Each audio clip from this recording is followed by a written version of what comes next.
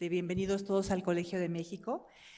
Vamos a dar inicio a esta conferencia con un invitado muy especial. Creo que viene con la Embajada de Francia, a quien agradecemos también su participación. Seguramente no voy a pronunciar bien el nombre, pero es el profesor Nestorovic, entiendo. Así que bueno, muy bienvenido. El profesor, bueno, no voy a leer todo el currículum, nada más voy a decir que tiene un doctorado del Instituto de Ciencia Política de París, de Sciences Po, y que es profesor de Geopolítica y Asuntos Islámicos en la, espero haberla traducido bien, Escuela Superior de Ciencias Económicas y Comerciales, en Francia, desde luego. Es autor del libro Geopolítica, Negocios, Relevancia y Resonancia, y normalmente enseña en París, pero también en muchos otros lugares del mundo. Se ve que es muy viajador, como Mannheim, Tokio, Seúl, Singapur, Kuala Lumpur, Bahrein, Amán, Rabat, tanto para estudiantes como para funcionarios o trabajadores de compañías como Danone, por ejemplo. Thank you very much for being here. Ahora sí ya voy a cambiar a inglés. Una disculpa por no poder hacerlo en francés. Thank you very much, and the floor is yours. Thank you very much. Thank you very much. I'm very happy to be here. So I will explain in a few words how we are going to proceed. This is a few words about myself. So I'm teaching two topics. I'm teaching geopolitics on one side. I'm teaching Islamic business on the other side. And as many professors, we also have some administrative duties. So one of them is when I launched the executive MBA that we have with the University of Mannheim in Germany, and the other one is the MBA that we have with the Arabian Gulf University in Manama, Bahrain. So when we go to Bahrain, this is what we find. That is, my students, they all come from 3 countries. They come from Saudi, they come from Kuwait, and they come from Bahrain. And we can see the 6 flags and the 6... Could you approach the microphone? Yes. So the 6 flags, this is not the 6 flags like here, that is the amusement park. So we have the real 6 flags behind.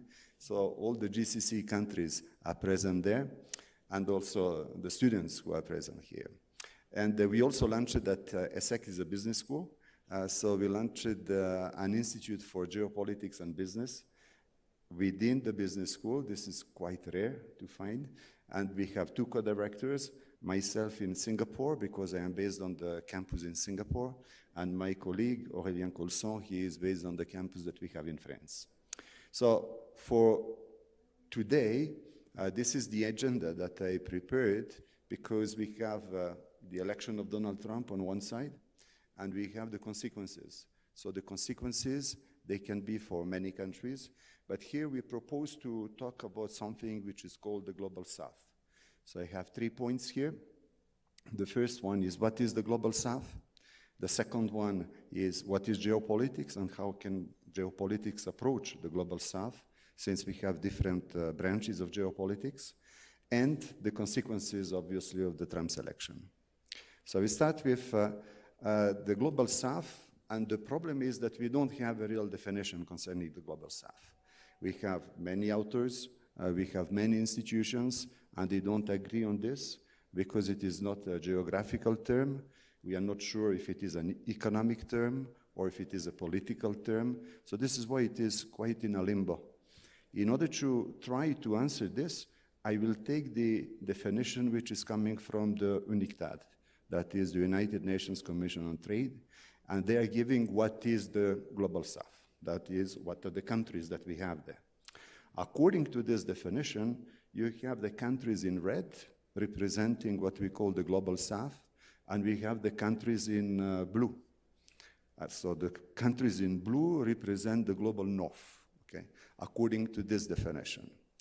And the problem that we have when we talk about the Global South is that we have a certain number of preconceptions about the Global South. And these preconceptions are usually negative. So here you have standard of living, lower incomes, high level of poverty, high population growth rates, infrastructure, and so on. So this is something which is problematic because many countries that are labeled under the Global South, they don't correspond to this. But we still call them the Global South. Okay, so I will try to see and to deconstruct what is given as a negative preconception in order to see that maybe we can talk differently about the Global South. So the first one concerning income and poverty, and I will refer to the World Bank. So according to the World Bank, this is the distribution of inequalities that we have in the world, and we have different colors. So the deep green color represents the high income, and after that you have the different colors going back to the red color, which is not a good color. But the problem is to identify what does it mean, high income? So we have to go back to the definition of the World Bank, and this is the definition of the World Bank. So high income countries is the countries that have more than $14,000 per head per year. So it means that in this country, per head and per year, you have about $11,000, about $1,100 per month. It is high income. So many people would not agree with this. But this is the definition which is given by the World Bank. So when you twist this definition, automatically we have completely different representations. So the World Bank is also giving where do we have them. So as we can see here, the sub-Saharan Africa, according to the World Bank, is the place where we have the highest number of countries that are labeled as low-income countries. And after that, you have the distribution in other countries. So all this information is easily available on the website of the World Bank, and they are giving us plenty of information. And my students, they are very concerned with inequalities. So automatically, we look at these inequalities which are coming from income in order to see if it is really happening or not. So this thing is concerning the income. The second thing that they blame the Global South is the high increase of population. And obviously in the West or in the global North, they're afraid of this because they believe that migrations will come from the Global South and they will invade everyone in the global North, etc. So that's the usual preconception that we have about that. So now the question is, how do we look at that? And we have two options. One option is the Malthusian option. So the Malthusian option is to say there is too many people in the world, we have too few resources, so it cannot work. Either people will die, one side, either we have to reduce the fertility rate, or we have to increase the resources. So it cannot work. And the other one coming from Esther Bosserup is the cornucopians. So here, it is the accent on the possibility to increase the resources. So in that case, there is no problem concerning the increase of population. So this is the classical thing, but in the modern side, we have two persons, Paul Ehrlich, who wrote a book which was called The Population Bomb, and Julian Simon. So Julian Simon was against Paul Ehrlich, and they made a bet in order to see who is going to win. So they made a bet, and the person who was winning, so it doesn't work? No? What? Oh, okay, that's right. So they made the bet, and Julian Simon won. Let's look at the population change. So this was the population change for the previous 30 years. And you can see that the countries from the south, they contributed for a great part, especially from Asia. They contributed for the great part of increase of total population in the world.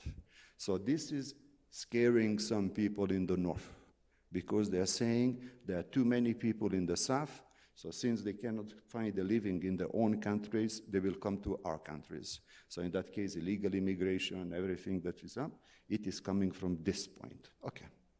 But this was for the last 30 years. Is it still the case today? Not necessarily. For instance, if we look at the fertility rate of today, in 2024, just to imagine, in order to have a natural reproduction of population, we need about 2.1. In Asia, it is 2.17. So we are practically on the verge of the natural reproduction of population. So it means there is no massive increase of population. It is a natural reproduction of population. And when we look at different countries, it is becoming dramatic. Let's look at the question of China. In China today, the natural increase of population is 1.2. We are very far from a big increase. And usually they compare China to India.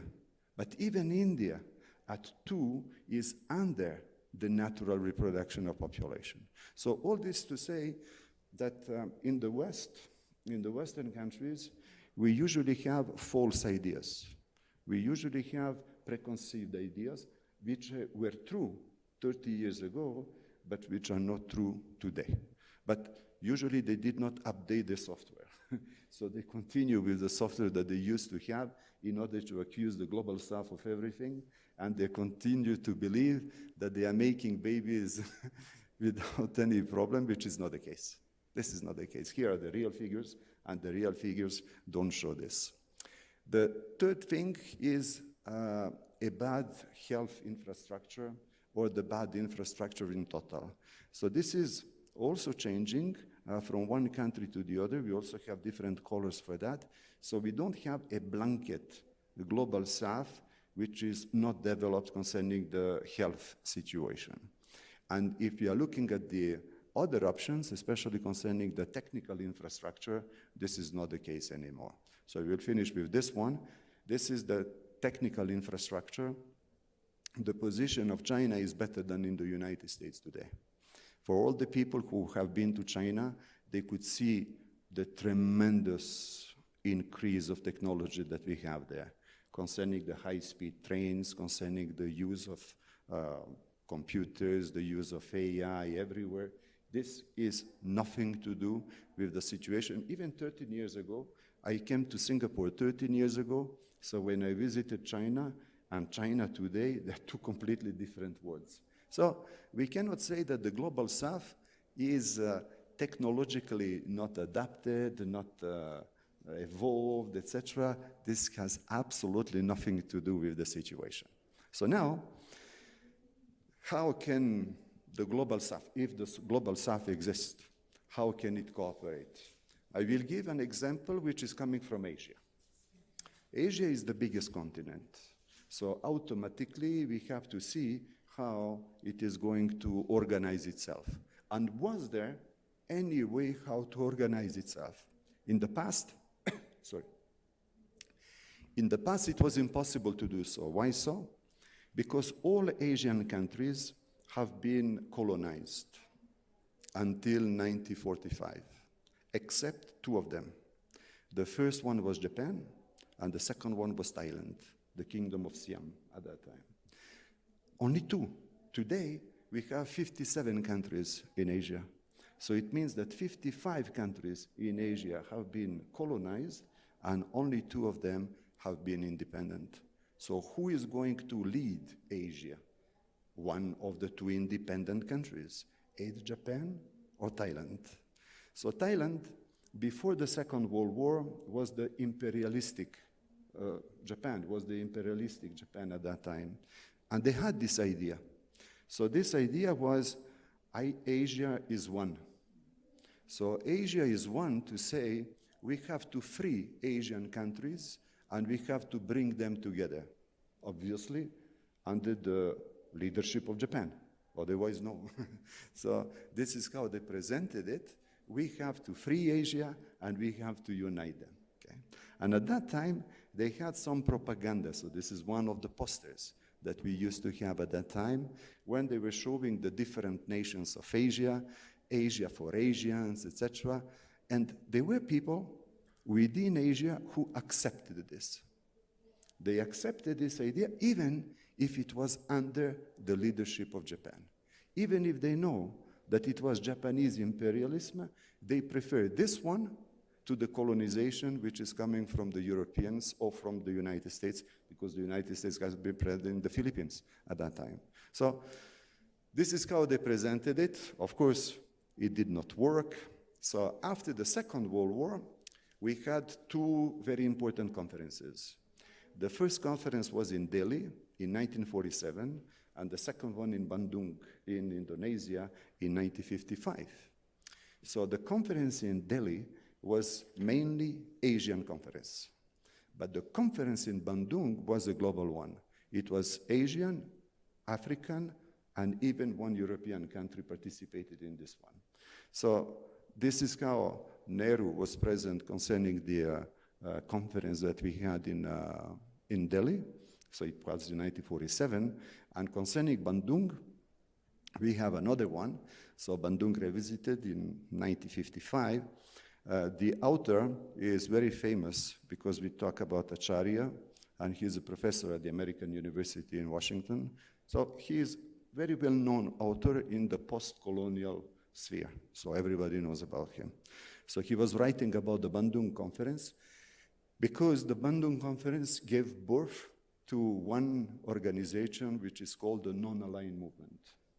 So for the Non-Aligned Movement, this was the conference in Belgrade in 1961, which has given the birth to the Non-Aligned Movement.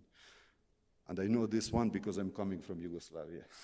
So we know exactly the Non-Aligned Movement, what Bandung was, and what was the conference that we used to have in Belgrade. So we have a certain number of people here. Now, it is a big organization. We have 120 countries, but it is a weak organization.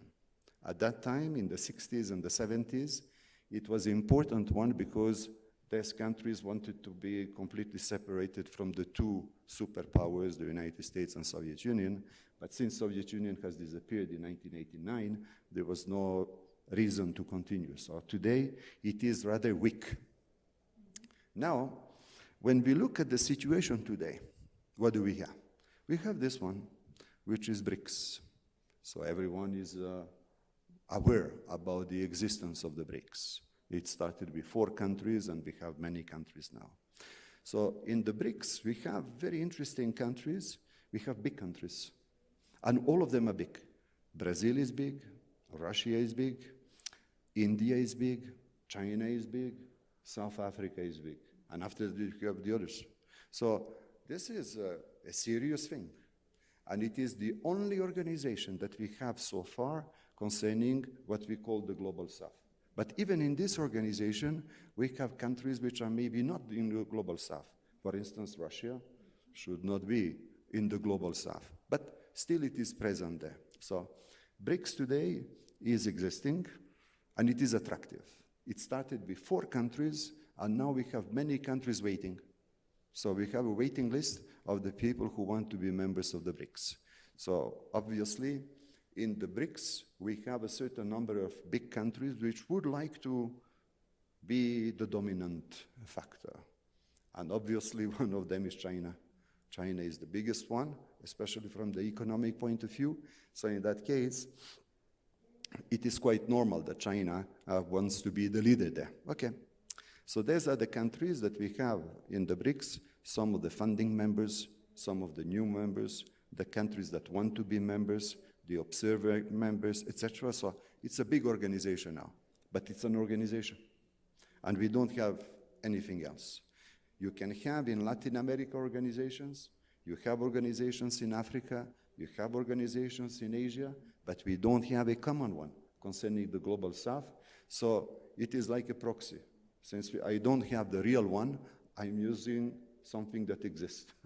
Even if I'm not happy with this one, I don't have anything else to propose. So now, China is very interesting in the BRICS because it is investing a lot. And it is investing a lot through the One Belt, One Road initiative. So One Belt, One Road is the former Silk Road, and you have the maritime one, and you have the road one. Okay. So what is interesting is that we can track this investment. And here you have a think tank which is called American Enterprise Institute. And this American Enterprise Institute is tracking all the Chinese investments worldwide. So you can go there, you can click on Mexico, and they can give you the amount of money which has been invested in Mexico and what are the different deals that we have. one by one, and how much did they invest there. So this is free of charge. You are just going on the internet, you are putting China Global Investment Tracker, and you can get access to this. Today, if we look at the total amount of money, we talk about $2.5 trillion. So $2,500 billion. It is big. But we also have to spread it through more than 15 years and for the whole world. So in some countries in the world, they are not happy with the Chinese investments because they believe that China is practically colonizing other countries now. After being colonized, now they are reversing the situation. So they are saying, no, we don't want this, etc. However, we have many countries which are really interested in getting the money. So here you have plenty of information concerning the amount of money which has been invested in One Belt One Road. I will give two examples coming from Africa. This gentleman here is Lamido Sanusi, and he used to be the governor of the Central Bank of Nigeria. Nigeria is the biggest country that we have in Africa. So what did he say? China takes from us primary goods and sells us manufactured ones. This was also the essence of colonialism. China is no longer a fellow underdeveloped economy. China is the second biggest economy in the world, an economic giant capable of the same force of exploitation as the West. China is a major contributor to the deindustrialization of Africa and thus African underdevelopment. It was more than 10 years ago. It was 12 years ago. And it is a very bold statement, a very criticizing China. So 1 week after he was fired, but he was very bold to present this kind of, let's say, situation. So this is what I mentioned. Many countries, they don't like China because they believe that China is now colonizing the other countries. But not all countries. So I will take another country from Africa, and it will be Rwanda. So here we have the President Kagame from Rwanda, and he has been asked in Singapore what he thinks about the Chinese investments. So I put in bold letters something which is interesting. So he says that China is, first of all, Africa's largest trading partner. It is there. And China has been cultivating African relationship for the last 30 years. Why for the last 30 years? It is because Africa helped China to be accepted in the United Nations in 1971 and to expel Taiwan from that point. So China was saying, we have a debt. We owe to Africa the possibility that they are supporting us in the United Nations. So for 30 years, they were cultivating friendship with Africa. Okay. And Kagame says, there is a debt trap policy. So the debt trap policy in business, this is when I am coming, let's say, to Peru, and I am building a port in Peru. And let's say that the port is $1 billion. And it is this is a loan for Peru. And let's say Peru cannot give money back. So what is happening? China is seizing the collateral. That is, China is seizing the port.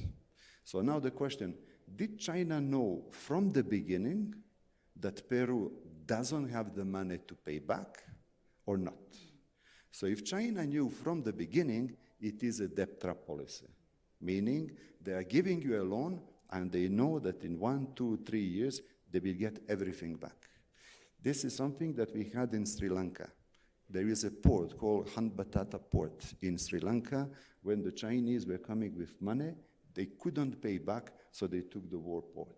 So he's talking about the debt trap policy, but Kagame says it is an exaggeration, okay? So what does he say? He says, for me to be indebted, it is also my decision. They can't be forcing anybody to take their money. And having a road that has problems in terms of financing would be better than having no road at all and no debt. this is what many countries in the global south are saying. They're saying, I'm ready to in-depth my country for a long period if necessary, because they badly need the infrastructure. And we will think about repaying the debt later on. But even if I don't repay, I have the infrastructure. So this is what Kagame is saying, contrary to Sanusi from Nigeria. The second point that I would like to mention is what is geopolitics and how geopolitics looks at the global south. In geopolitics, we have three branches. We have the classical branch, we have the critical branch, we have the feminist branch, and we have the business branch. So I will put the emphasis on some of these elements because they are helping us to understand how do we view this global south and what can we do with the global south. So I will start with the classical geopolitics. So for classical geopolitics, we have a certain number of elements, but this is the kingdom of reality. It is a kingdom of facts. It is a kingdom of geographical determinism. So this is classical geopolitics. So we are taking geography as it is, we are taking states as they are, we are taking the power, would it be hard power or soft power, as it is. So for instance, if I am comparing Mexico to the United States, I can compare the size of the country, I can compare the demography, I can compare the GDP, I can compare anything. This is classical geopolitics. So within classical geopolitics, in fact, it started as an imperialistic school because we are at the end of the 19th century. And the different countries where the authors were coming from were from France, from UK, and from Germany. And they all wanted to have their countries as big as possible.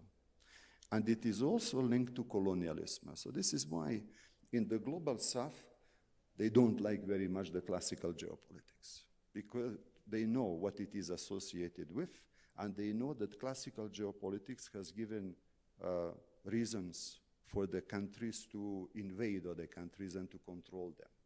So here you have a certain number of people who are deceased today, so they are all dead, okay? But we also have people who are alive. So here I selected a certain number of them. On the left side, you have the people alive today, especially from the United States. And on the right side, I am showing a certain number of Asian authors. I'm showing Asian authors because I live in Asia. If I was living in Mexico, I would show Latin American authors. If I was living in Africa, I would show African authors. But there is a prisma. Since I'm living in Asia, so I'm referring to these ones. So among them, we can have on one side Kishore Mahbubani, so this is an author in Singapore, and Parakana, he is an author from India, and they pose the same, let's say, the same constant. They are saying that China is winning on one side, and the other one is saying that the future is Asian. So it means that from the dynamic point of view, the global south is taking power. The north is losing. But the north doesn't say that it is losing. Or the north doesn't want to know that it is losing. So here we have Asian authors who are saying, no, the north, it's over. Now we have to look at the southern side. The critical geopolitics, this is something that my students like very much, young students, because the critical geopolitics has more to do with philosophy and sociology rather than with economy, politics, or military. So they love this, and of course, because the basis of the critical geopolitics is social constructivism and also inequalities, they also like to eliminate inequalities. So this is why critical geopolitics is very, I would say, popular among them. Here we have the old school, the Frankfurt School and the Paris School, and the school that we have today is given here.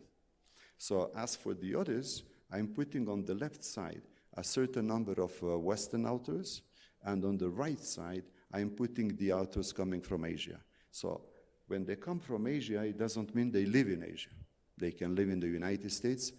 And there is one university which is very important for the critical approach. It is Columbia University. And Donald Trump, he doesn't like the Columbia University. Maybe you have seen that he wants to stop all public financing to the Columbia University. But the Columbia University was the home of both of the schools. That is the Frankfurt School and the French School. When they went to the United States, they went to the Columbia University. So there is a strong, I would say, heritage for the Columbia University for that. Now, one element in the critical approach is the power of knowledge and the power of discourse. So the power of knowledge means that it is not important to know how many military forces we have or the GDP of the country. What is important is the knowledge, and especially the type of knowledge that we are presenting. So it's very difficult to compare knowledge. However, this one is coming from the United Nations, the Global Knowledge Index, and they are giving the different countries here. So when we are looking at the countries,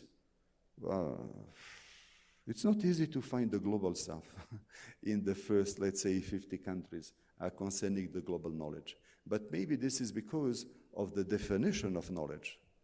What do we consider to be knowledge? Is it academic knowledge? Is it practical knowledge? Is it open to everyone? Is it for only a few people? Etc., etc. But the theory of knowledge is something which is very interesting from the critical geopolitics point of view. And we have three things here which are relating to the global south. The first one is there a hierarchy of values or cultures? The second one is Western values versus Eastern values, and the value of progress and the value of growth. So we look at them in 2 minutes, and after that we'll move to the third part. Hierarchy of values. The gentleman that you can see here is Bilahari Kausikan. So he is a former diplomat from Singapore, and he is appearing quite often in the press. And he is very critical about what we call the human rights and what we call the universal human rights, because according to him, this does not exist. So obviously, when you tell this to the Western audience, they freak out immediately.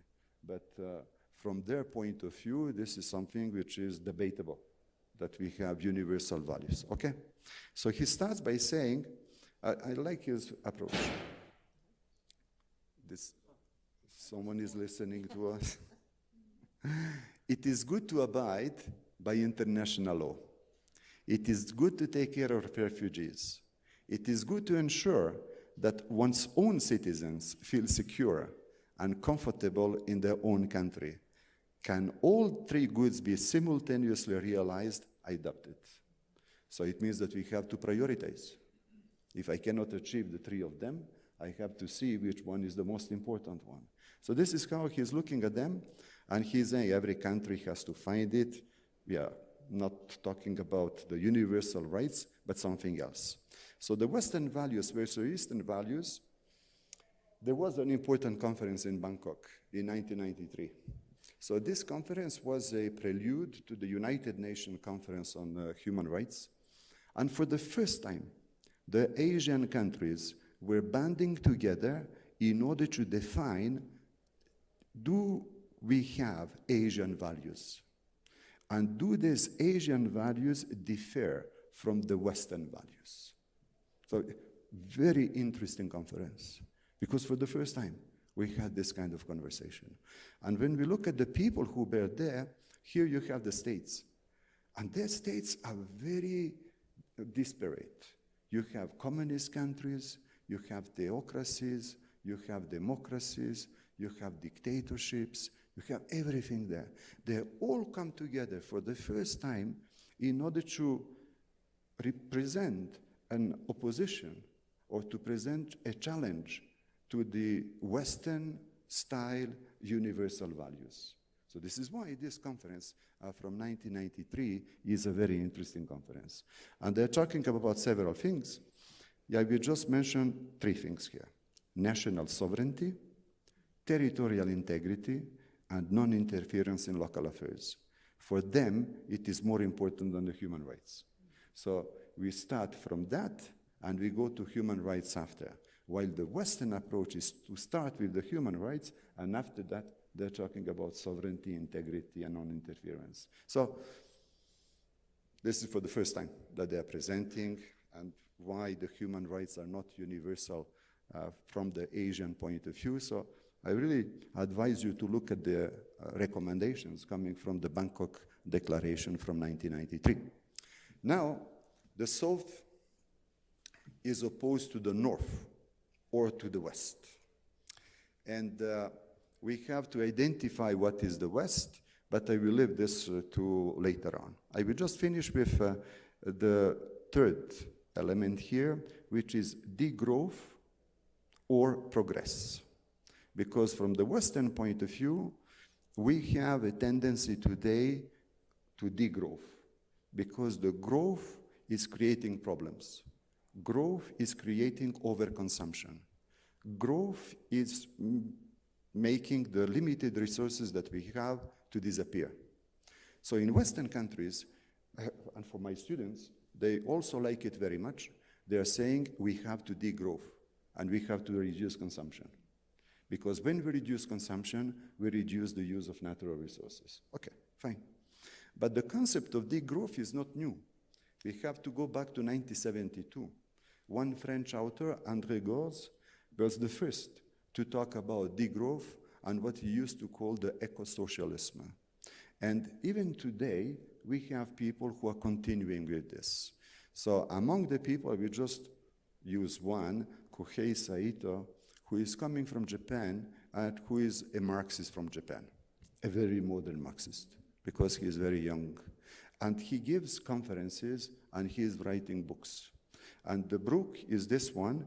He is called the degrowth man because he is going against the growth.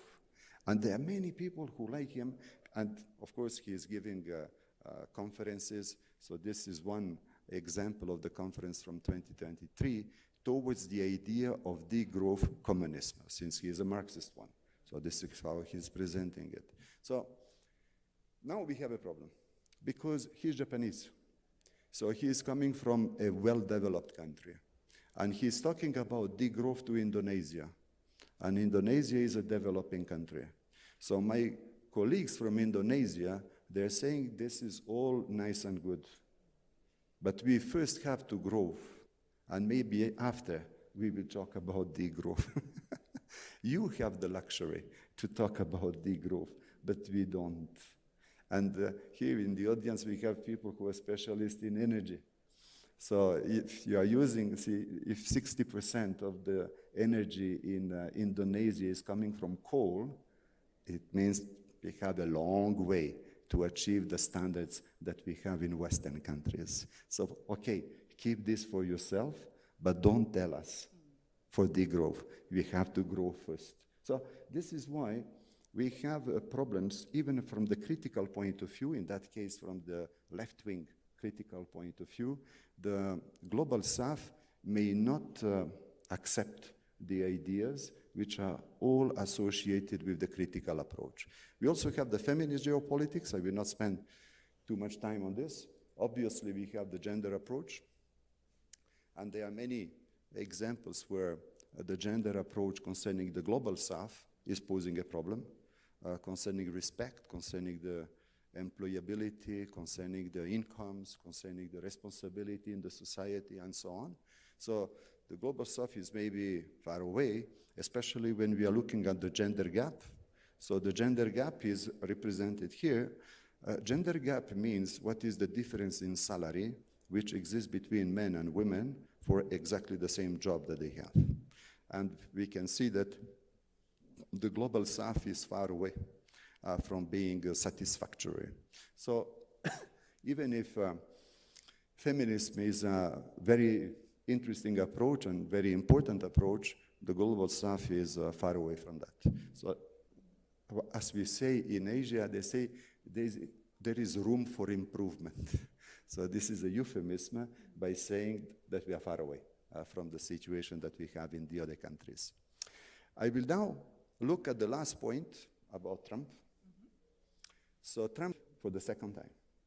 And we have to see what does it mean for the global south. In a business school where I come from, we like when we have 4 boxes. You have 4 boxes in strategy, you have 4 boxes in marketing, you have 4 boxes in everything. I have here one of my former students and he is smiling. You were eating 4 boxes for breakfast, for lunch, for dinner, for whatever the topic was. So now I'm putting 4 boxes here, okay? And I have 2 dimensions for them. Trump goes after some countries. We talk about the tariffs. We don't talk about the real war here. So Trump goes after some countries. He has identified some countries and he is imposing tariffs only on them. Or Trump goes after all countries. This is something which is much more important. Second dimension is tariffs can be absorbed, meaning you are putting tariffs 15%, 25%, etc., and the different countries are saying, okay, let's see how we can absorb them. Fine. Or tariffs are so high, they cannot be absorbed. So I have 4 situations. The first situation is Trump goes after only 3 countries in the south with tariffs that can be absorbed, okay? So this is the variant number 1. Okay? And he is going after China, Vietnam, and Mexico. Why does he go after China, Vietnam, and Mexico? It is because if you look at the chart on the right, these 3 countries are running the highest sufficit with the United States. You have China, you have Vietnam, and you have Mexico. So these are the 3 countries he will go after in the global south. After that, you have the other countries. But these are the 3 countries he will go after.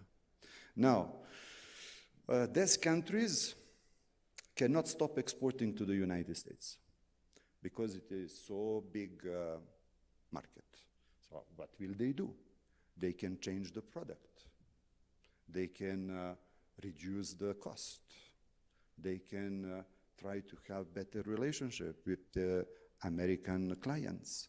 So they will continue to be present in the United States because for them, there is no alternative to that.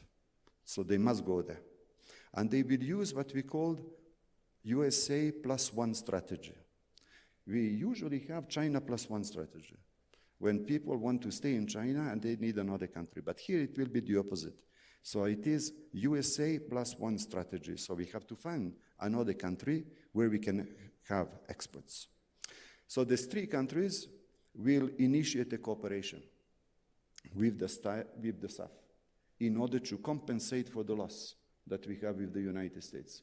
Let's say that Mexico is losing, I don't know, $20 billion in bills with the United States. They have to find other countries for this $20 billion. So this is what they are going to do. So they will go to the other South countries in order to do so. So this is the variant number 1. Okay. Now, the variant number 2 is this one. Trump goes after all countries with tariffs that can be absorbed. So let's say from 20 to 25%. So now what will happen, according to me, I was looking at the crystal ball before coming here. So what can happen is that countries from the south and from the north can cooperate. So that's a change. Because if Trump goes after the European Union, if he goes after Canada, if he goes after Australia, this is giving an opportunity for the countries from the south to cooperate with the countries from the north in order to have a common, let's say, stance against Trump. We didn't have this before, because before, the European Union, Canada, Australia, they were all aligned with the United States. But now, maybe the situation has changed, okay? So China, Vietnam, and Mexico will initiate a cooperation with the North. So in that case, for Mexico, for instance, they will explore much more the situation with Canada. Maybe they did not do very much with Canada because the American market was so big. Why would they go to Canada? Or why would they go to the European Union? Or why would they go to Australia? But now they will think about that. So this is forcing them to cooperate. It will be USA +1, but with many more countries. So there's two options are when we can absorb the tariffs. And now we will look at the two options where we cannot absorb the tariffs. And after that, if you don't mind, I will stop a little bit in order to have a dialogue, in order to see if there are comments, questions, and so on. So the third one, Trump goes after only 3 countries, that is China, Vietnam, and Mexico, with tariffs that cannot be absorbed. In that case, it is an economic war. Because if you cannot absorb, there is no playing nice. We will play dirty. If you play dirty, we will play dirty too, because we cannot absorb what is coming. Okay. So this is an economic war, and in that case, we are opening the possibility of bifurcation. So what is a bifurcation? It means that we have in parallel 2 roads. The 2 roads separate, and they never come together again. So this is bifurcation. And this is by far the most dangerous option. Because once you have decided to bifurcate, there is no coming back. So it means that these countries, Mexico, Vietnam, and China, if they say the United States doesn't exist anymore, okay, they stop everything. And they have to go to some other places. So I hope we will not come to this situation, but we have to explore all the different possibilities which exist. So this is the bifurcation. The bifurcation will be political, it will be economic, and it will be technological. So political means that next time when there is let's say a vote in the United Nations, the 3 countries, Vietnam, Mexico, China, will never vote for the United States. And maybe they will bring the other countries from the global south also to vote against the United States. So politically, it will be a huge blow. Second, economic, they don't work together anymore. So if they don't work together anymore, we will have many American companies having problems because they used to export to Mexico, they used to export to China, and now they cannot do anymore. Or they used to supply from China, from Mexico, from Vietnam, and now they cannot anymore. So this is a problematic also problem for them. And technologically, we take the Chinese technology. Why should we go with the American technology? So you will have Huawei phone, you will have BYD car. Everything will come from China. Today, technologically, it is a very advanced country, so there is no problem concerning the efficiency of it. There is a political observation for that. China will further push for BRICS and for One Belt, One Road. So there is no mercy. It is a war. So if it is a war, they will push merciless for the integration of BRICS and for the others. And they will put pressure on all countries. Are you with me or are you against me? And this will happen primarily in Southeast Asia. So this is where I live. In Southeast Asia, we have 10 countries, and they will put pressure on them. So here we have the ASEAN map and what is happening there. Last one, Trump goes after all countries with tariffs that cannot be absorbed. This is nuclear war. This is not only an economic war. The bifurcation is happening not only with the countries in the south, but also with the countries in the north. And they will not go back anymore. So there will be much more cooperation between south and north, and the north and south will invent new institutions. They could be the destruction of everything that we knew so far. NATO, IMF, World Bank, everything will disappear. And in that case, we have to invent something else. And in this case, they will push to abandon the US dollar. Because the global south alone, they cannot abandon the US dollar. But if the northern countries come with them, in that case, it's over. for the domination of the United States. So I was looking at this crystal ball yesterday night, but now maybe we have some other opinions about that. I will stop here in order to open the discussion, and because in geopolitics, this is the most important part, when we have discussion. Thank you. Thank you very much for a very interesting and suggestive talk about the possibilities of cooperation, either South-South cooperation or North-South. Of course, my view is completely conditioned by the situation of Mexico. And as you were exposing the different options for cooperation, I was thinking, well, the problem is, that it's not only, you cannot isolate the tariff problem. It's a more complex relationship, and it's so difficult to say, well, listen, I'll cooperate with the South, and then, or I will cooperate with the North. But it's really very, very interesting. And thank you also for the first 3 parts of the talk. I thought they were an extraordinary international relations class. We had all the perspectives, the actors, the problems. So thank you very much for that.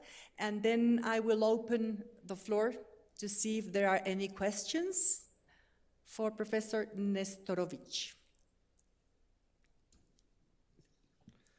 If there are no questions, we'll organize an exam. And if you have a bad grade, you don't leave this room, huh?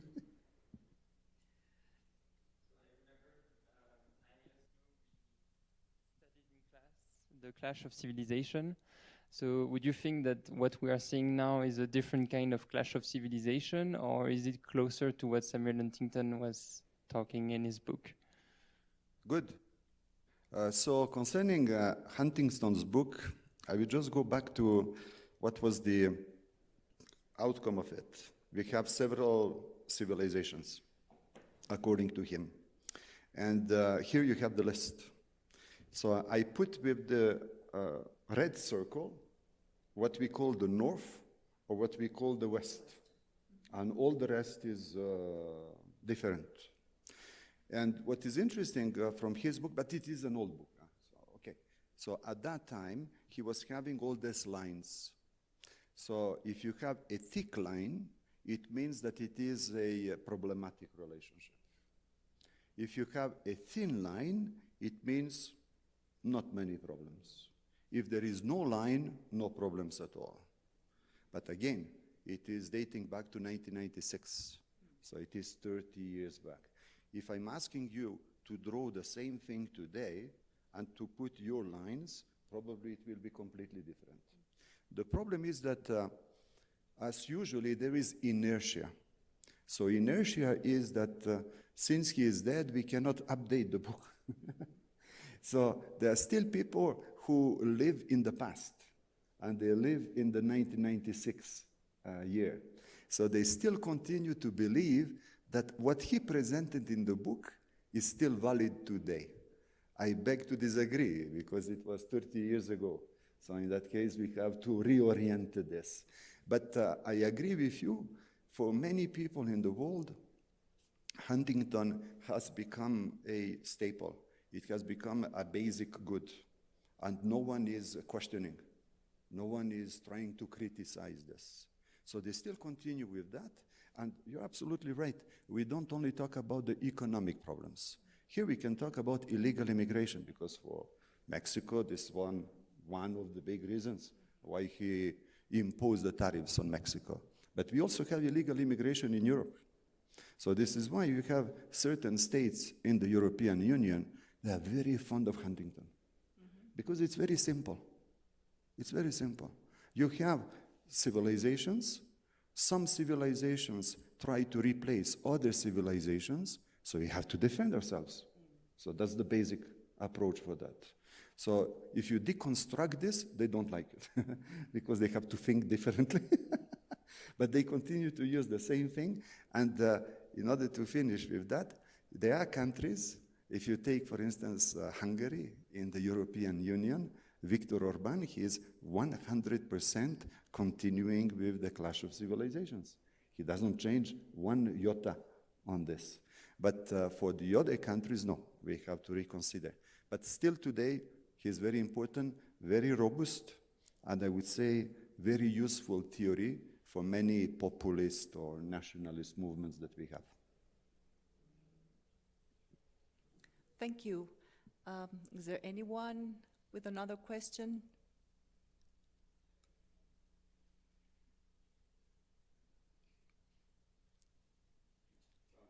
Well, okay. You just need the microphone, please, because it's being recorded. I don't think that we need a microphone.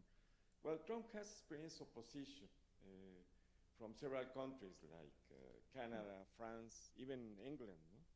But he has also internal opposition from Congress or from judges, etc. No? Do you think that this kind of experience that we are facing now will last forever? I don't think so, but please give me your opinion. Very good question. Because not so good, but thank you. No, very good question, because it answers a very deep approach what to do. Because he is pushing, and the question for Mexico, for Canada, for other countries is what to do. So you can reciprocate. You can be a little bit lower, okay. But you can also use wait and see option. And I like the wait and see option. Why so? Because in the next year, we will have the midterm elections in the United States. So of course it is 18 months to come, huh? But he has 18 months time to make mistakes. And maybe, this is what I think, there will be opposition not only in the society, but also within the Republicans, because he will make mistakes, and the people who voted for him, they will say, I did not vote for that. I voted for Make America Great Again, but I didn't vote for inflation. I did not vote for putting pressure on Canada or Mexico, etc., etc. So I presume this will happen. And in the 18 months to come, it's impossible that you don't make mistakes. So there will be mistakes, and we have to see how they are going to operate. For the moment, he is still in honeymoon period. No one is protesting because they're all shocked. They don't know what to do. And you have seen in his address to the Congress, there was practically no opposition to that. So it is impossible today to do this because among the Democrats, we don't have a champion who can oppose him virulently with facts, with arguments, etc. This will probably come, but today I don't see this. So I agree with you. Let's wait and see. There would be opposition. And he couldn't continue like this. It will be opposition also within his own cabinet, because he has people like Elon Musk pushing for something, and he may have politicians like Marco Rubio, whatever. So for the moment, they are on the same line, but 18 months is long. And maybe they will not be on the same line in the future. So I agree with you. Do you think that, in these 18 months left, China could even take the leadership, the global leadership, as they are dreaming of? No, only if they cannot absorb. If they can absorb, they will play nice. They will reciprocate, maybe not on the same level, maybe on the same level, and they will say, okay, don't escalate. But if they cannot absorb, this is a total war. So the total war means they will come here to Mexico, and they will tell Mexico, we are ready to replace the United States. Now it's up to you to choose. You have an alternative. But if it is total war, if it is not total war, no. But if it is total war, what do you have to lose if it is total war? You have nothing to lose. So you are going merciless. It will be bloody. But this is how they are going to do it. If they cannot absorb the tariffs. For the moment, they can. But if they're putting tariffs at 100% for everything, no. So in that case, it will be a war. Sorry to be pessimistic. Huh? No, we are pessimistic, and you don't have to apologize for that. But I was thinking, also in terms, for example, if we see the relationships more broadly, it would be very interesting to see whether Latin America could take a common position towards the US. And you know, his question, I think it's very good because it looks inside. And my bet is that there is no way the Latin American countries will unify and take a common stand against Trump. I agree with you for the moment until the threat becomes uncommensurable. So if the threat is posing an existential question, in that case you unite. But since it is not the case, and maybe he will not make this crazy move. But if he makes this crazy move, in that case you have nothing to lose. So if you have nothing to lose, you will associate with Venezuela. You will associate with Cuba. Well, we're having good relations with those countries, actually. So you will associate with everyone, with Argentina, with Chile, with everyone that you want. But for the moment, no. I agree with you. It is not existential, so you cannot. Second thing, is it possible that big countries, that is Mexico, Brazil, and let's say Argentina, these three, they agree on something, and the other countries from Latin America maybe will follow. If these three are identified as the leaders, in that case, the others may follow you. But again, for the moment, I can't see it. No. Anyone else? Another question? No? Well, yes. Acá, por favor. Sí. Thank you very much for your very instructive talk. Mexico has used being very comfortably under national security American doctrine. Are we facing, in terms of geopolitics, a switching between the old national security doctrine and the Trump's new national security doctrine? Mexico has to face a new one that maybe we are now not understanding the terms of this national security doctrine from Mr. Trump? I see two security problems. The first one is direct invasion. So direct invasion is when one country invades another country. And we had this in many other places of the world. For the moment, I cannot see that he's going to do this with Canada or with Mexico. He doesn't have any other neighbor. There are only two neighbors. So he can only go after them. He can do it with Cuba. It's also a possibility. But for the moment, I don't see this. Now, what is happening is that he is pulling out from NATO. So if he is pulling out from NATO, in that case, he is losing the allies. And among the allies, we have Canada. So in that case, he is losing the ally that we have in this part of the world. And from my opinion, he is not very much obsessed with Latin America. He is obsessed with China.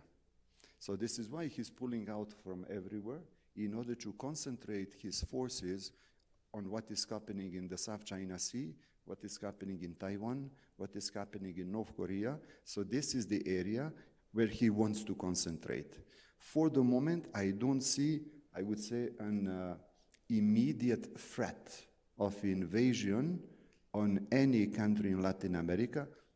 Well, the US, they have a long history of invasions in Latin America, so we cannot completely put it aside. But for the moment, I don't see it. Okay. Now, the second one is immigration. If we frame immigration as a security issue, and this is what he's doing. So in that case, the threat is not coming from the United States. For him, the threat is coming from Mexico. So this is where maybe Mexico can play. And we have the situation, for instance, in Europe, when Turkey is keeping 4 million immigrants who want to go to the European Union, and they are kept in Turkey. And there is a deal between the European Union and Turkey in order to keep them. and the European Union is giving money to them to keep them. So I don't suggest that Mexico does the same thing, but we have this example.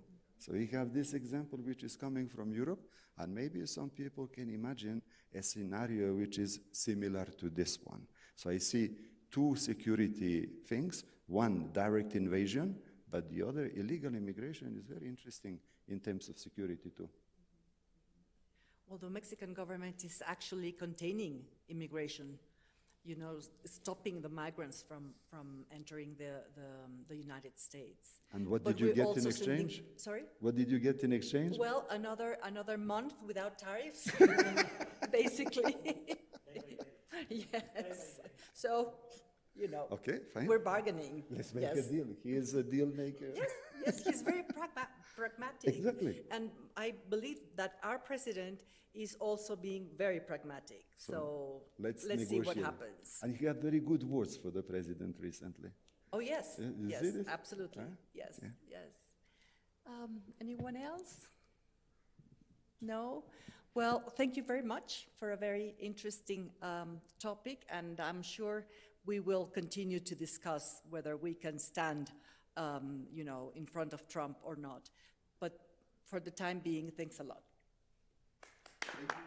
Thank you very much, and thank you for being here.